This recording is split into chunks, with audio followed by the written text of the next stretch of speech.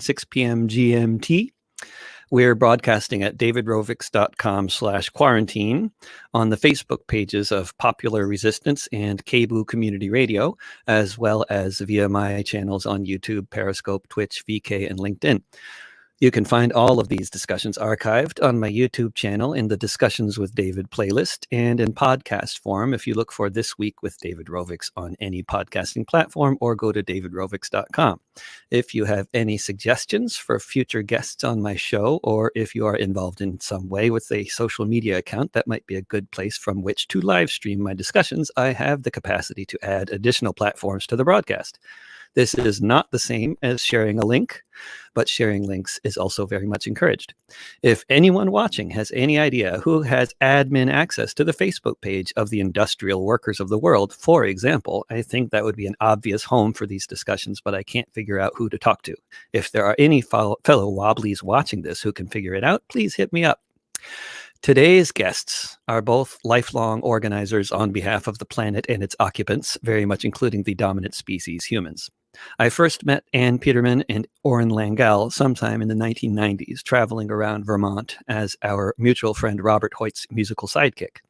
Anne and Orin both now live in Buffalo, New York, and are the backbone of the Global Justice Ecology Project. Over the decades, they have been part of many different regional and international networks of organizers and have been involved with successful struggles from Missouri to Vermont to Mexico to Chile against some of the most evil corporations of the modern era. Anne and Orin, welcome to my little live stream show. Thanks, David. Yeah, thanks, David. Hi, everybody. Hey. First of all, I want to know something about your reality at the current moment during the pandemic quarantine. And I know, Orin, you might have some particular concerns about not getting COVID-19. And I don't know if you want to talk about I just want to know what it's like, because everybody's dealing with the same thing and people need to hear about it.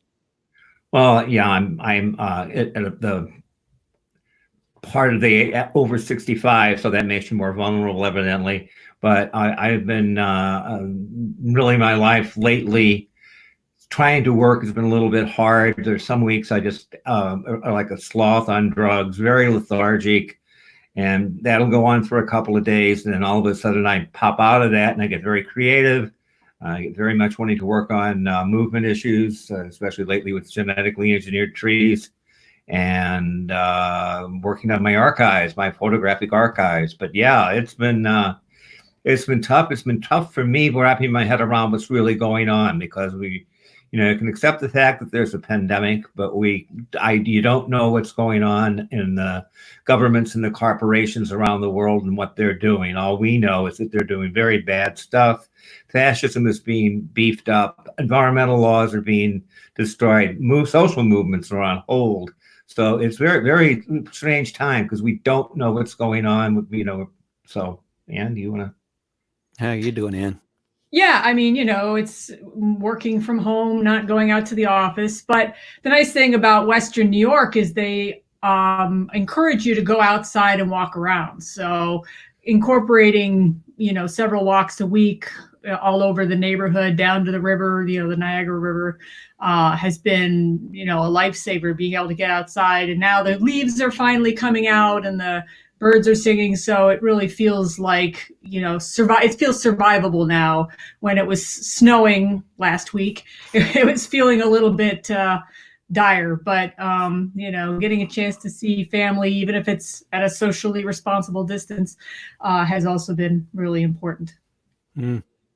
It's interesting when you mentioned that, Orin, that you don't feel so connected with all these movements happening around the world because they're all like sort of on hold, as you say. But at the same time, there's a lot going on in the internet, and it just so happens to be a fact that you two were the first two people I think I ever met who had an email account.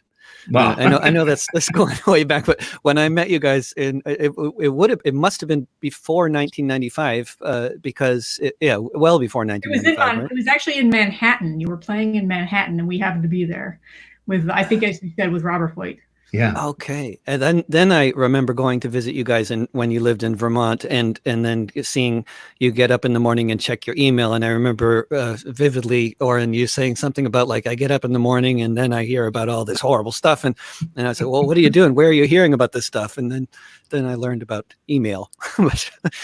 But it's still not it's not the same, huh? This organizing on the web. I mean, what do you think about all this internet organizing? It's probably been going on more in the past few weeks than ever. Well, we're doing something tomorrow. Global Justice Ecology Project with Biofuel Watch, in conjunction with some partners we have in Chile, Olca and Rada. We're doing a webinar on how people are organizing with COVID-19 in Chile, and talking about social movements. And also we're going to have a Mapuche indigenous woman on to speak.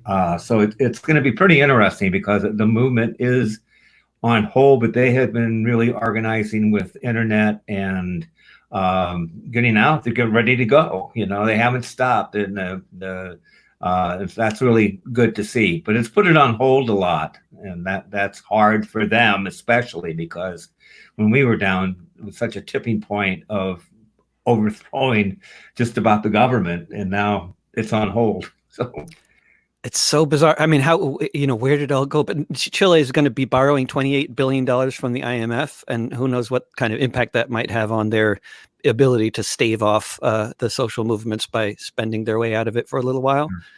But can you tell us about what was going on there? You were in Chile. Were you in Chile just before the lockdown, or had you come back to the United States? Or back in the States. You want to talk? We were already back? We were in Chile until just before the holidays. So the Christmas holiday. Christmas holiday. So that was quite a shock, actually. We were in Chile as part of this popular uprising, documenting it, being on the streets with everyone, being in the Mapuche territories when they were attacked by the police. This was going on for a month. We were down there, and then we had to come back to the Trump impeachment hearings and the holidays, which was quite horrifying to come back to all of that. And then all of a sudden was the lockdown. So from being in the streets with hundreds of thousands of people who were just jubilant at the idea of getting a new constitution in Chile and getting rid of the remnants of the Pinochet era, to coming back here where that was not happening. Not the atmosphere. Not quite the atmosphere. Was kind of shocking. But now the people down there are still organizing. They're doing amazing things, even with the COVID reality and the quarantine down there. So it's still an inspiration. That's why we're doing the webinar tomorrow. Yeah. How are they organizing? What's going on? And tell me about the webinar too. Like, where can people tune into that? Is that gjep.org? Can they find it there, or what's? Yeah, that's a good question. We have it's on Zoom, and we have a registration link. And I think people would need to, we'll have it on our Facebook page. So if people go to Global Justice Ecology Project on our Facebook page, they can find a post with the event page that they can get the information. Mm-hmm. And it was very rejuvenating, David. I got to tell you, it was, as we all know, as we get older and we've been around for a while, and we see what's happening in the United States and not seeing the kind of progressive change we want to see with people being daring or anything anymore. And then to go to Chile and see all these people in the streets, jubilant, very happy. The camaraderie between everybody was fantastic. The overall society down there shuts down, and you've got workers blocking ports in Valparaiso. You've got other blockades throughout the cities, on roads, and then you have the fighting in the streets. And people there are not as uptight as the people in the United States, especially when it comes to people on the front lines. And the people on the front lines were the people that are kind of the heroes down there. Here they would be called rock throwing anarchists. but down there, they're the heroes, and that's really reinvigorating to see. And I'm not. Although here in the United States, maybe 100 years ago, it would have been a very different matter. I mean, it's worth just noting in terms of historical context that the people that they would now denounce as rock throwing anarchists would have been considered frontline heroes 100 years ago. And here in Portland, we had the Industrial Workers of the World Riot Squad, who were well respected among the working classes. People who went and beat up scabs and got them out of the city very successfully, which was a wonderful legacy to make note of, although it's not the current reality here. Right. But what I was talking to a friend in Quito the other day, interviewing Jack Muir, who was in Ecuador during the massive protests that were going on there last fall. And he was describing how mostly indigenous people came into the city from outside of the city and just shut the entire city down for 3 weeks until they got their demands met, and then they left. And that sounded like an amazing scene. And also it was like a festival the whole time, which is quite a combination of like occupying the city and having a festival at the same time, and then winning your demands and then leaving. Like, what can you just tell us a bit more, set the scene? I know I saw some amazing photographs, which I don't have the capacity to share with the viewers at the moment, although I'm sure if I were a better producer, I could. But you took a lot of great photos in Chile. Well, yeah, thank you. To us, it was very important. Prior to the uprising starting, that's where the United Nations Framework Convention on Climate Change was going to be in late November in Chile, in Santiago. And then because the uprising started and there was no way that they could pull that off, so it moved to Madrid. And I guess Greta, all the NGOs, everybody, instead of going down there to Chile, they went to Madrid, and we kind of said, no, we're going to Chile because it's an uprising against neoliberalism, and the United States was involved in ushering in neoliberalism and the overthrow of Pinochet and Allende. The overthrow of Allende. Yeah, that's what I meant. Yeah, Allende. Pinochet was the bad guy, and putting in Pinochet. Yes. So, yeah. So anyway, it was kind of a personal thing to see. And also we've been down there since 2005. We've been down a few times, and we know people down there, which has been, they were really helpful in our travels to, we traveled with Alejandra Parra from RADA, and that was just great. And one little quick scene to talk about how funny this thing is, you're seeing people like running away from tear gas, people being chased by police, seeing people hold line, you've seen firebombs, go off, people attacking the Catholic Church, where the national police all get forgiven for their sins. And it's just the atmosphere is so wonderful. And we came back, it was Thanksgiving Day, we were on a blockade with a Mapuche community that was reoccupying the land. In the morning, people were shot and tear gassed, and we got a call because we were very close, and we came to the blockade. It took us a while to get there because of the police, but we got in and we stayed with the Mapuche, and it was just, I knew it was where I was supposed to be. Even if the police came in shooting, I was there to document it. I was there to show these people struggle. Well, the police never came in, and they've came in once now since we left, but the community is still in the reoccupation, from what I believe. And from there, we went to Temuco, and the person we were with, Alejandra, said, okay, I'm going to get a hostel for us. And she said, I know just the one, because she lives in Temuco, and she got us one next to what was it, an artisanal brewery. And we were getting ready to go from our hostel across the street, and all of a sudden a riot just broke out. There's tear gas flying everywhere. We're going, we want a beer. So we went to the little artisanal pub or whatever. And it was so refreshing that people came in and out, ordering beer, going back out to the street fight.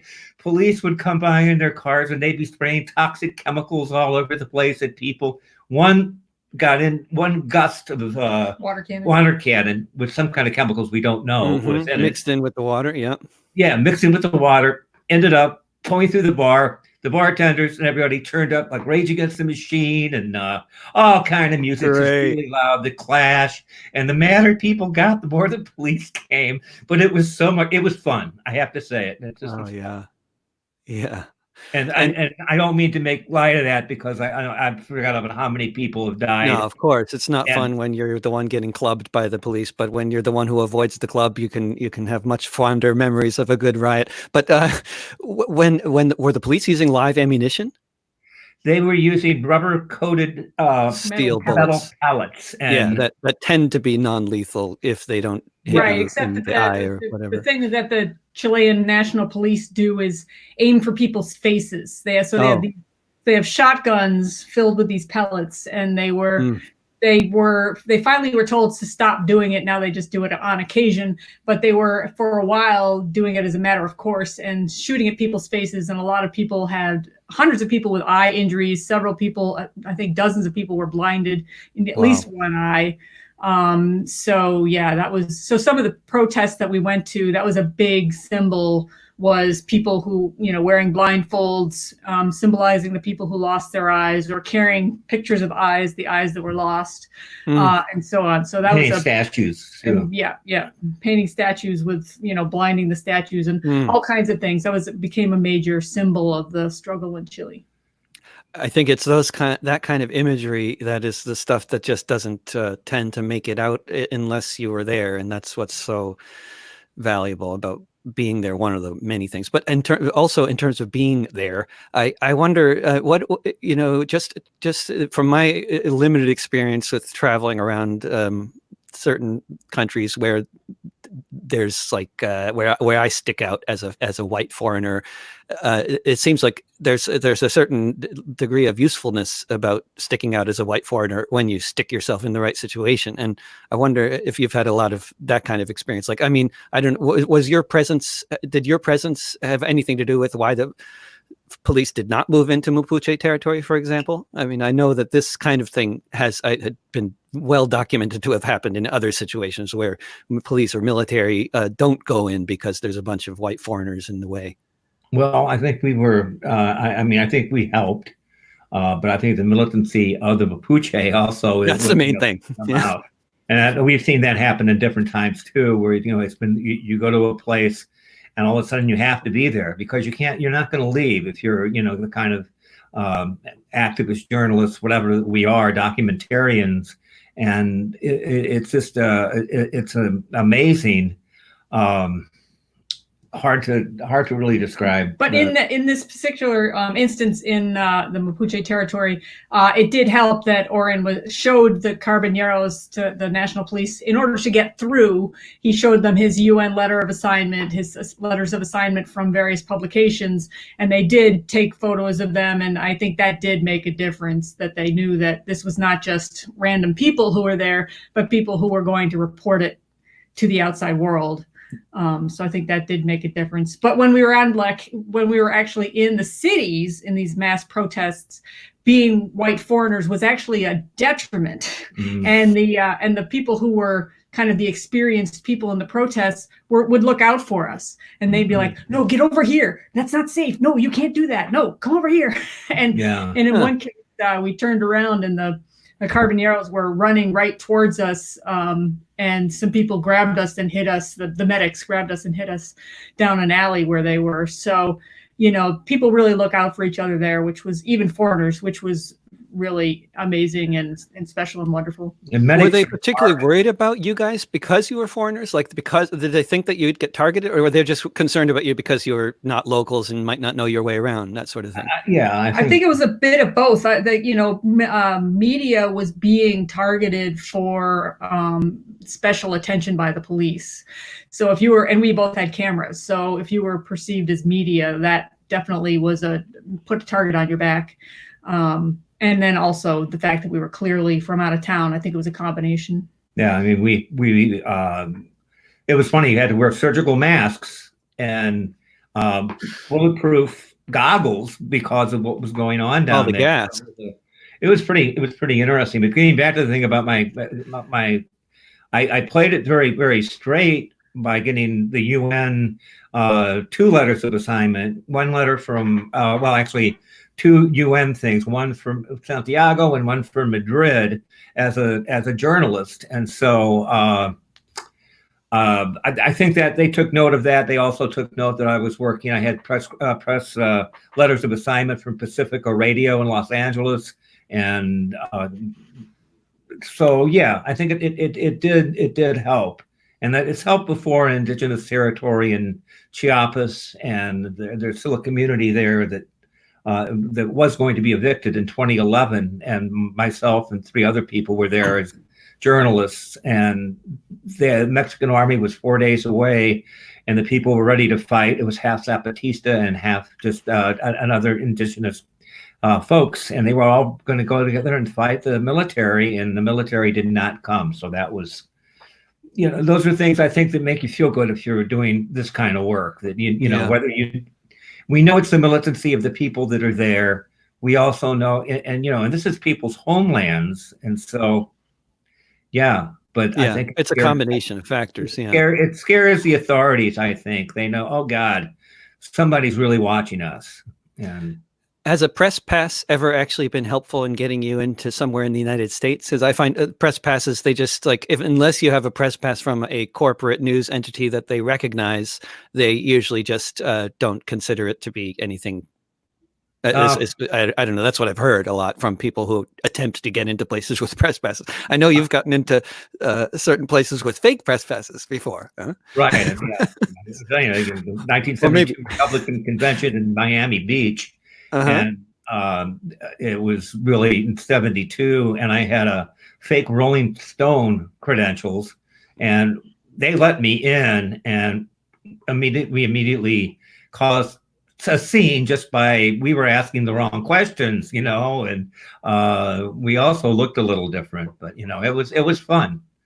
Because back, I think, a lot of people who weren't around then who look at press coverage of the Vietnam War and the protests and everything like that, you can easily get the impression that the corporate media was a lot different than it is now, and that they were like really exposing this stuff and talking about napalm and all that. But that was not really the case, right? I mean, you were asking questions that that the corporate media was not generally asking. What was it like at that press conference? I mean, just for people that weren't born in 1972, can you paint a picture? Well, I guess people were up on the stage. They were justifying all the bombings going on, and I don't know. I mean, the Vietnamese dikes were bombed. Hanoi was being bombed, and they were justifying it. And then I said something, I forgot exactly what it was, but how can you justify killing people who are defending their homeland against people that they think are aggressors? And that just was not, they got very mad at me for asking that question. Amazing. Such a simple question. And just for people that didn't, just to repeat what you said, the United States Air Force was bombing the dikes, meaning they're bombing dams, they're flooding towns full of men, women, and children, and drowning thousands of people at a time, right? Which they also did in Korea. Right. You guys, I mean, just catching up on your bios this morning, I mean, it once again reminds me that, and I think this is important to mention, which is why I'm mentioning it, that you guys have been involved with quite a few successful campaigns, really big successful campaigns. You guys have been involved with actually preventing the destruction of huge amounts of natural areas and potential displacement of many people in many different countries over the course of the past few decades. And it's, I think, very easy as organizers and activists to feel discouraged because the overall trend is not in our favor necessarily. I think about the anti-highway movement a lot, like, because I lived for many years in Jamaica Plain, Massachusetts, which is a town, a neighborhood of Boston, which basically exists because of the anti-highway movement. It would have been turned into another extension of I-95 or whatever they were going to do, if not for the anti-highway movement. And but of course, most of the efforts of the anti-highway movement failed, and most of the highways that the transportation department wanted to build, they built, although they changed their practices in terms of going through neighborhoods, and tried to avoid neighborhoods a bit more as the anti-highway movement was growing. But I guess I just want to. I think it's worthwhile to highlight that you can actually win. Like, it may not be the overall struggle we're winning, but victory is possible. And when you campaign on something like, say, Hydro-Quebec, which was a massive thing that I think me and most people around at that time, we had absolutely nobody I talked to had any expectation that this was actually going to be defeated. I mean, it just looked such like a lost cause. The Canadian government and the Quebec government and all the corporations, and you won. Can you talk about that one? Yeah, I mean, there were a couple of keys to that. One, it was a huge effort. So there were, it was a giant coalition of groups, not just in Vermont where there was a contract, but in Maine, in New Hampshire, in New York. There was hundreds and hundreds of people that were involved in this. It also, the demand was no Hydro-Quebec, no expansion. They already had built the La Grande project and displaced the island of Fort George, the people on the island of Fort George, to this shabby little dusty prefabricated town called Chisasibi. And they wanted to do the same thing further north in the town of Wapmagstu, which was also called Great Whale. And the Great Whale project was the one that was being fought. So they wanted to dam the river, the Great Whale River, and flood this other town in this huge area of land. And people just said, no, we won't stand for this. And it was obviously led, the strategies and the whole, I guess, the campaign plan was led by the Cree, the local people and the Inuit. So they were really the ones that we were following in Vermont and New York, and just continued putting pressure on it. In fact, in 1991, there was the National Earth First Rendezvous took place in Vermont. And we did an action in Albany, because that was the target at that time, was trying to get New York to cancel their contract with Hydro-Quebec. In Vermont, it had been voted down through referendum. So we went down as Earth First to Albany and demanded that it be canceled. And, it was great. We just went right to the governor's mansion. Everybody was dressed up as caribou. One of the things that had happened with the La Grande project was when it was, they flooded, they did a water release from the dam at one particular moment when the caribou were migrating, and they drowned 10,000 caribou. So this was one of the things we were using to mobilize. And so we all dressed up as caribou and went playing in the fountain to represent the drowned caribou. There was a polka band playing, and we started chanting "Poke a hole in the dam." So you can have fun, and you can actually have fun and have a victory. Then in the next year was Hydro-Quebec's 50th birthday, and that's when we did the International Day of Action against Hydro-Quebec. All over the world, people had actions on their anniversary celebration. So that really bummed them out. And so it was shortly after that, the New York contract was canceled, and they put the Great Whale project on ice, quote unquote. So it never did come to fruition. They did some other, water diversions and whatnot, but they never did get that new dam built. They are now building dams, unfortunately, on Innu territory in southern Quebec and in New Brunswick. New Brunswick. Yeah, but unfortunately. Yeah. And in Newfoundland. Yeah, I mean, you can have fun and win. You have to, it was serious. I mean, it was a hard thing to organize International Day of Action, but then, that's was one of the first uses of internet that was actually really helped very well. And I'm not a technology person at all. I actually can't stand it, but we have to use it because we have to almost. Unless we just go out in the woods, which I'd like to do right now and just be lethargic like a slug. But we've also, we've had, David, we've had a lot of fun. We, you and I in Rostock and stuff. Big Protests are the most fun, even with the tear gas. They're still, unless you're the one getting your eye shot out, they're just such good fun. Yeah, I know. People walking down the street, drinking beer. Same thing happened in Chile. People were drinking beer, and I don't know. It's just different atmospheres and stuff. But we've had Anne, myself, and you. We've been in a lot of the same protests from the 2004 Republican convention in New York City, to anti-globalization, corporate globalization, things from DC to Miami to other places. But we've been fortunate that some of the campaigns we were in were very successful. And FTAA, we did the first protest against the free trade area of the Americas when nobody really knew what it was. And it was a month before the Battle of Seattle in 1999. And we hung a banner on the Toronto Expo Center or Convention Center where all the ministers were meeting from the free trade area of the Americas, projected thing from Alaska all the way down to the tip of Chile. And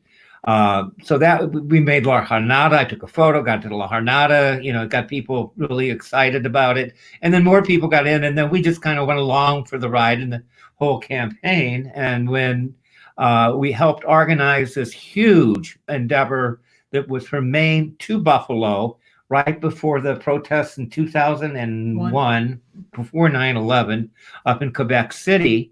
And there were so many protests going on in Burlington. We had a convergence center, did activist trainings, food, all that. And then the authorities in Canada said that they were not going to let tourists in or anybody into Canada. Activists, just commercial traffic, basically. And so we helped set up blockades from Maine to Buffalo. And it was, just really great. And so eventually, in the end, FTAA is over, although there's more trade agreements than ever going on now, bilaterals. But, those are good things. Plan Puebla Panama was just because people organized and said no and meant no and demanded it. And it wasn't some of the stuff going around where, oh, please don't do this. And, oh, God, the passive fascists. The passive fascists are telling everybody, oh, let's don't get out in the streets or anything like that. And people are chanting on the streets now, whose streets? Our streets. And they're on the sidewalks. And it's like, wait a minute. Right. No, that's all wrong. What about Occidental Petroleum? Isn't Al Gore a great environmentalist? No. What's up with Al Gore? No, what's up with these people that claim to be environmentalists and are leading the charge for the new world, and yet they're investing in oil companies that are trying to displace indigenous populations in places like Colombia? Can you that was another successful story, which is also one that I think deserves to be highlighted for anybody out there who wants to save the planet and thinks that Al Gore might be the way to go. Oh God. Anyway, just before the year 2000 election, we found out that Occidental Petroleum had threatened to drill for oil on the lands of the Uwa people in Colombia, the Uwa being one of the indigenous tribes there. And they had threatened, the Uwa had said, if this happens, we are going to commit mass suicide. And so we were actually, somebody called us who was working directly with the UA and said, we need to get some protests at Al Gore's campaign stops. And so we organized the first one, which was in Manchester, New Hampshire, just before the primary there. We took over Al Gore's campaign headquarters and demanded to talk to him. And of course, he wasn't there, or he wasn't going to talk to us. So we were all chanting, ooh-wah, ooh-wah, while we're sitting there, just to be as annoying as possible. So they eventually— That's a nice chant. Yes. Yeah, ooh-wah. So eventually, all got arrested. And the AP, I think it was, had a photograph of me. Had a photograph of Orin, all, with his French coat and all dressed up. And the police were really friendly. They were dragging us because we refused to comply. So they were dragging us through the muck and the snow. And Orin is chanting, ooh-ah. So they got this great photo of him going with his suit on. With my suit on. So that ran all over the place. And then it spurred a number of other of these occupations at other campaign headquarters. And eventually Occidental, the reason that it was Al Gore was he was not only invested in Occidental Petroleum, his father was the president of the board, I believe, at that time. So it was a big deal to get him, to put the pressure on him. And eventually they decided not to drill for oil on UA land, and the UA are still there. So yeah, that was a major important victory. David, you're jogging my memory on all this stuff, because usually we wallow in our pity of why we're losing the revolution, or it's not Right? progressing as fast as we want it to. Right? But that, Mumia Abu Jamal, his death warrant was signed by Tom Ridge in 1995, right before the National Governors Conference in Burlington, Vermont. And we helped organize 5 days of militant protest, and it started, then there were, things all over the place happened, but and the death warrant was rescinded. Right. So Mumia is still alive, still and in they jail. even started celebrating Mumia in the mainstream press at that time. It was like, briefly fashionable to not think he was a bad person.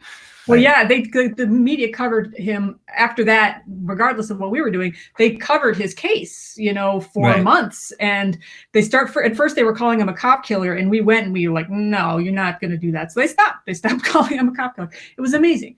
But that was 5 days of really great protests with all kinds of people from around the Northeast. And we got very involved then with, met very good people, Ramona Africa, and, the MOVE people that were, not imprisoned. And, it all worked together, because we put this thing on in Southern Illinois, a Convergence of Resurgence last October, with Indigenous Environmental Network and a local group in Illinois, in Southern Illinois. And we had Mike Africa come down as one of the speakers. And you and Mike became friends, and I know you were planning to go to Europe, but then I interviewed him for my show a couple weeks ago, but that's the closest thing we got to touring together. But the pandemic got in the way of that. We had a great tour set up. It's actually one of the best tours I've organized in years, although that's easy to say about a tour that didn't happen. But it was looking very good. It was like our show that we were going to have open on April the 3rd in Burlington, and the gallery rerun. It was going to be the videos that Ann shot and my photography, and from Chile, and from of the uprising. And we were getting newspaper people. We thought, okay, we're going to get an AP who's going to run it and all this stuff. And then the pandemic comes, and then it's like no opening, no show. And that's one of the many plans, I imagine, that you had to cancel as a result of the pandemic. And needless to say, that would have been our best show. Yeah, of course, and it would have gotten the most press coverage. Yes, exactly. But in terms of your organizing work and the pandemic, I think it's so intimately related in so many ways. But one of the things that comes up in the corporate media and the corporate politicians for many, many decades, my entire life, has been they're always talking about this supposed conflict between the economy and the environment, and then with this pandemic, it kind of like brings that whole concept to a head. And I wonder if you just talk about that. Well, yeah, I mean, on so many different levels, we've seen, since they've quote unquote closed the economy to keep everybody at home and safe from this virus.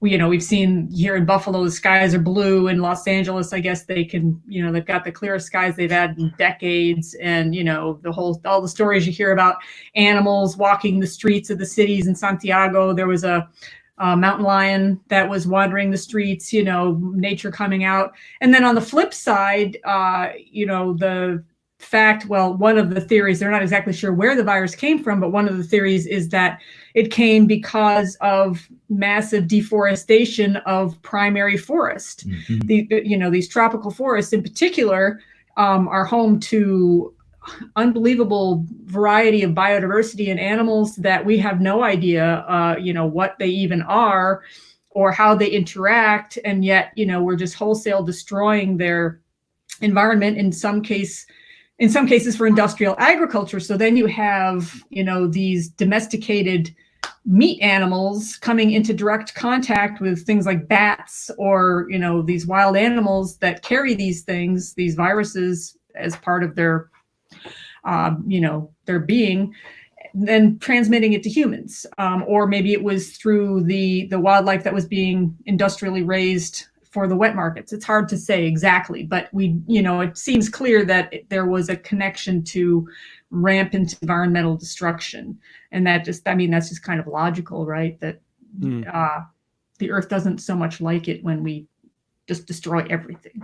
A lot of people say, okay, get rid of the wet markets, but they don't live where the wet markets are. They don't know what they are. Right. The wet markets are just farmers markets, right. Where people also trade in wildlife.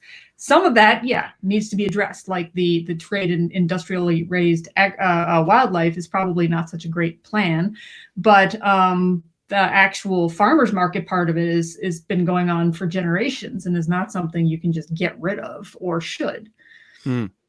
But the pandemic, one of the things that it's really brought out, I mean, here's people right now, you see the economy or the environment, it's like, stay at home or, watch the economy fall and blah, blah, blah. Who cares about the health of people? It's like, well, no, if it comes to health, screw the economy, because we should be worried about our health. There should be health care for all, and we don't have that. We don't have anything really that's for it's a safety net. But the most egregious things that are happening are with the pandemic, and people's minds are off what else is going on in the world. And you see this administration in the United States, or this system, destroying all kind of environmental laws. They're just really, getting ready to gut everything. They've gutted the EPA, the Clean Air Act. It goes on and on and on. And while we have this like silly little fascist running around here, and you have a silly little fascist down in Brazil, and who's basically going to let the COVID-19, they wanted to go into the rainforest, because therefore it can get rid of some more of the indigenous people and more land will be available. But fascism has taken off all over the place, and it's become very, very alarming to see the laws that are being passed all over the world, from Poland to I believe the Ukraine, and also the Philippines. The Philippines, just horrible things I've been hearing from there. Yeah, and this is real serious. What's going on behind it? It's the one thing about the capitalist class in the ruling class is when they have an opportunity, they seize it, and they've looked at this as an opportunity. And that's what's happening. I'm not saying that, this is planned out by any minds. I'm sure they were ready for it, though. That, the scenarios, I'm sure, were played out. Right. Well, it's classic disaster capitalism. Yeah. Right. But at the same time, I get the feeling like a lot of elites in the world are terrified of this current moment, in terms of like how they're going to get through it with their heads intact, because there's a lot of history of crises like this not ending well for monarchs. Well, that would be a shame, wouldn't it, David? Yeah, wouldn't it, if they brought back the guillotine? Yeah. But at the same time, they're using using COVID to make even more money. They're in Chile, opening up mining, in Brazil, accelerating logging in the Amazon. In the United States, oil and gas drilling leases are going crazy, and on and on and on. It's weakening the Environmental Protection Agency and the U.S. Department of Agriculture. And it's, I don't know, it's amazing to me the way these guys just take advantage of any opportunity to worsen things even more than they are. Really is, yeah. We're coming on the 30th anniversary of the bombing of Judy Berry and Daryl Cherney in their car in Oakland, California. And you guys were both good friends of Judy, and we all know Daryl. And Judy also, I think, particularly at this moment, is especially relevant because here again, this was somebody who was sticking up, organizing for both the environment and the working class, and saw no particular contradiction in this in this idea. And I wonder if you could talk about the legacy of Judy Berry and who killed her. I can just go to the start because I know you've been talking about the IWW. Well, she was an organizer with both Earth First and the IWW, the Industrial Workers of the World. Right. The day that Judy was bombed, I was living in in Pacific, Missouri, in a farmhouse. And shortly after Judy was bombed, maybe, it was 7 or 8 hours, because it was hard to know what was going on. But the General Secretary Treasurer of the IWW called me and said, "Orin, tell you what, this has happened, and we're calling everybody that's been, doing Earth First IWW work. Look underneath your cars, blah, blah, blah," because nobody knew what kind of a hit this might be. and then found out, okay, well, it was just really geared toward Judy and Daryl as an example. But there was an Earth First group in Southern Illinois that went to the federal building in Southern Illinois, and they turned themselves in. They said, look, we're Earth Firsters, and we're turning ourselves in, and we thought we would surrender all of our weapons.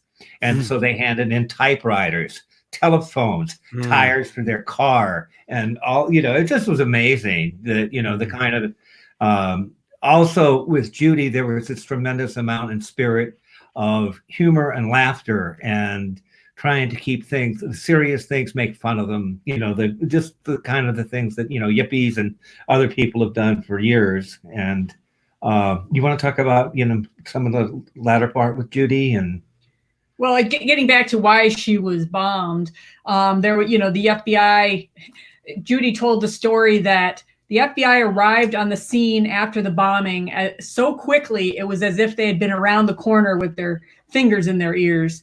And in fact, just a couple of weeks before the bombing happened, it was revealed through court documents that the FBI had held a bombing school, a training on how to respond to bombings using a car very much like Judy's with a pipe bomb, exactly like the one that was that blew up and severely injured her. So, this was not a coincidence, and it was not her angry ex-husband, which was the theory that the FBI had. Although the first thing that they did when they arrived on the scene, the FBI, was arrest Judy and Daryl for bombing themselves. And of course, they then raided her house. They found nails. She was a carpenter. They found nails. So, nails were in the bomb. So obviously that was a connection for them, even if they were different kinds of nails, but regardless. But yeah, so she's, in the hospital, severely injured. Her pelvis was broken in, I think, 12 places. And she's handcuffed to the bed, because she supposedly bombed herself. So that was how the FBI treated the bombing of Judy Berry. But what happened was she was making real headway with the loggers in Northern California. She was making inroads with them, pointing out that they were logging the redwoods so fast they weren't going to have jobs for very much longer. And they needed to get rid of this guy, Charles Hurwitz, who had used junk bonds to buy Louisiana Pacific Logging Company. I believe that was what it was. And, greatly accelerated the logging. So it had been very sustainable, the logging rate, and then all of a sudden it greatly escalated, which was what led to Judy organizing Redwood Summer, which was what then led to her being bombed only weeks before Redwood Summer was scheduled to start. Did I miss anything? Well, no. Not really. I mean, there's always more details, but of course, when it occurs to me when you mentioned Charles Hurwitz and the Maxam Corporation, it occurs to me in this current moment that we're in. I mean, I think I don't know what's going to happen. When people can once again get out into the streets safely, or maybe before then, depending. But if there's going to be a wave of evictions, as seems quite likely, then I think there will be a new wave of working class organizing like we haven't seen in decades in this country. Otherwise, there's just going to be mass suicide or something. I don't know, one or the other, but or both. Actually, there's already both, right? But you're very involved in organizing for rent strike. Yeah. Around here, I'm doing what I can, although it's the efforts are very sort of, I'd say, disparate, but that doesn't necessarily mean that they'll be ineffective, because I think that the idea is the main thing. And if it spreads, and if the consciousness spreads, that society can be different, it doesn't have to be this way, then that can be a powerful thing. Although actual organization would be very good as well. But I wonder about the like in terms of how, logging on the West Coast and elsewhere in this country, and how things they changed in a fairly qualitative way, like in the 80s and 90s, didn't they? In terms of like the extent of the destruction, and that had very much to do. It's only just occurring to me now that this comparison, but in terms of the way rents in all over the United States have doubled and tripled over the past 2 decades. this has been related to I think what they call the financialization of the real estate market. I'm not exactly sure what that means, but it's been taken over by venture capitalists instead of just people trying to basically cover their expenses and make a bit of money at whatever we think of this institution of the landlord. It can be done in a way that's less destructive or more destructive, and the way that it's being done now, it has nothing to do with what people can afford to pay or what people make it, and only to do with what they can possibly, what the landlords can get out of the desperate need that people have to house themselves. And it seems like it's kind of similar in terms of the way things went with Pacific Lumber being bought by Maxam, and how Pacific Lumber used to log old growth and other thing in the rest of the forest, but they did it with a plan for existing in 10 or 20 years as a corporation, whereas Maxam were more interested in, just as they put it, liquidating their assets. And I wonder if you got anything to say about that contradiction or that relationship? Yeah, well, I mean, that's a very good point. The timber industry in the 90s, which is when I got involved, had really gone across the country, just kind of vacuuming up all of the forests. And they were in the process of getting whatever they could out of the last forests in the Pacific Northwest, including the redwoods, but all the way into Oregon and Washington, just destroying, especially the national forests, but whatever they could get their hands on. But what was also going on was they were starting to move back east. And in the east, east of the Mississippi River, the forests had really regenerated. They had come back since they had been so heavily logged. And so the timber industry was eyeing that and just being like, that's where we're going next. And we've seen that happen. We've seen that pan out. There was a huge movement against it, starting, including the Dogwood Alliance, the Native Forest Network, which is what we were doing at that time, Earth First. And now we see them with their biomass, talk about financialization of forests, turning forests into this supposedly renewable energy, using climate change, using the renewable energy push to promote the destruction of the forest, to burn the trees for electricity. It's completely absurd. And yet there's so much money to be made, not just from the actual process of doing that, but from all the subsidies, the government throwing money at the biomass industry to encourage them to do, this tremendously horrible thing that actually creates more emissions than burning coal.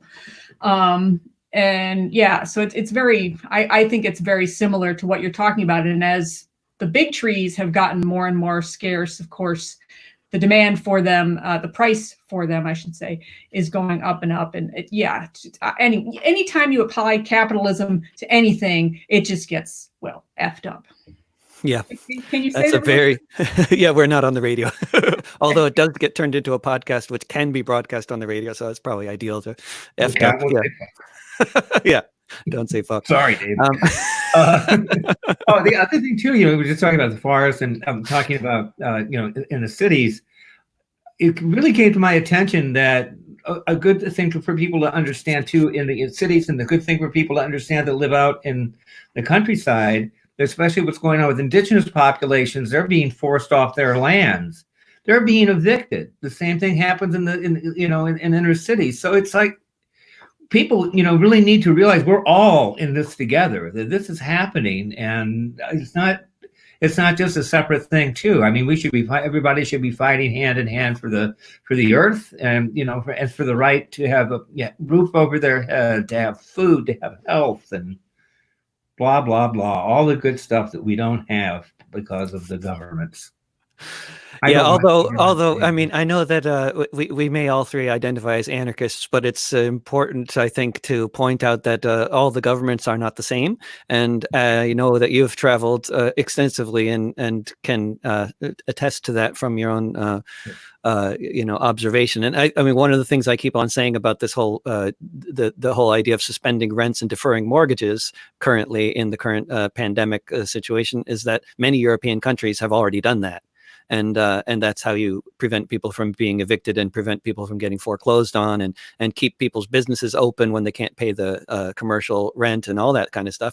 In Europe, they just suspend suspend mortgages, defer defer mortgages and suspend rents, and yet here we can't do that, and the result economically, it seems to be creating a far greater disaster here than in many European countries, to say nothing of the pandemic itself, which is also going to shut down everything again once we open up, right? I mean, that seems to be the course we're on now: open up and then get overwhelmed by disease the way Brazil is right now. Yeah. And basically New York today, and the state of New York, or actually Buffalo today, Western New York is off the pause order, and it's our first day of we're open. We're now open. Only there's 4 stages of it, so it's not a big deal right now. It's it's incremental things that are going to happen, but basically you still have to walk around with a mask and practice social distancing, and a lot of things. Good. Yeah, which is good. The pandemic is still here, right? So, diseases are real. Amazingly, the virus is still out there. Viruses are not a figment of our imagination; they are actual things. Yeah. But this, the people, the denialists are. It's a very interesting crowd. It's a very troubling time that you can see why people want to. I mean, it's the same with 9/11 in many ways. It's like, okay, of course you can see how this could have been all planned in advance, and if it had been, that would have been a brilliant plan. But it's more, it's people, capitalists taking advantage of the disaster, as Naomi Klein put it in her wonderful book. What was it? The Shock Doctrine, which. Do you have any plans for the future when when you can move around again, or are we? Because in Europe there's a lot of people talk about planning for the future, and it's one of the more strange divides now between the U.S. and Europe. Like Europeans talking about planning for the future as if they can do that. Here I think the idea seems completely ridiculous. But when it's possible to plan for the future, do you have any plans? Well, I think so. I mean, I think it's taking a look at when this kind of thing happens, how do you actually have a safety net? We're in the city. Fortunately, we're in a position that we haven't been totally hammered economically the way a lot of people have. So we've been privileged that way. But in the future, we can't guarantee that. So if we were going to be as impacted as many people have been in the future because of ongoing crises, either this crisis or the climate crisis or the economic crisis or whatever new crisis comes along, or old crisis, what do we actually need to be able to handle it and survive and thrive and, be content and happy even? Why not live the dream? So I think it's really forcing us to think about that, and what does that look like? And I can't give you that answer right now, but it's certainly forcing us to think about it and talk about it a lot. Yeah.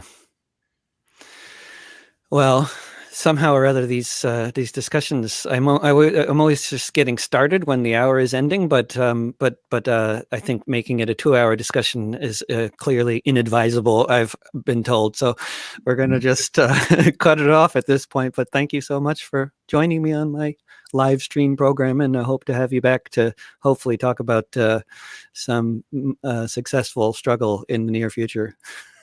And David, thank you for having us on, and thank you for what you're doing, and keeping it alive. Oh, and once again, to tune in to the webinar. Is it a webinar? Or what are you calling it that you're doing tomorrow? It's go to the Global Justice Ecology Project Facebook page. It's happening at 7 p.m. Eastern, which is 4 p.m. Pacific. And go to our Facebook page and you'll find details about it. There's an event page with a registration link and all that good stuff. And it's free. It's on Zoom. Excellent. Everything's on Zoom. This isn't on Zoom. I like it. Yeah, right. We're being different, using StreamYard instead. Yeah. Good.